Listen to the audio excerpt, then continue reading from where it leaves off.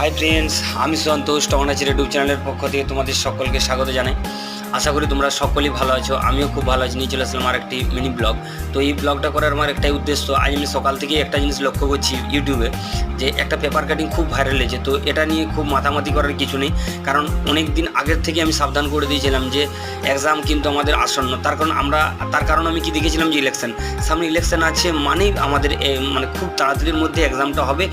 হয়তো এমনও হতে পারে যে আমাদের পরে 26শে জানুয়ারি ফেব্রুয়ারির মধ্যে জানুয়ারি ফেব্রুয়ারির মধ্যে হয়তো একটা জয়েনিংয়ের সম্ভাবনাও থাকতে পারে, কারণ সামনে ইলেকশন। তো ইলেকশনকে মাথায় রেখেই হয়তো গভর্নমেন্ট চাইবে যে রিক্রুটমেন্ট প্রসেসটা খুব তাড়াতাড়ি করতে, আর ডিলে না করতে।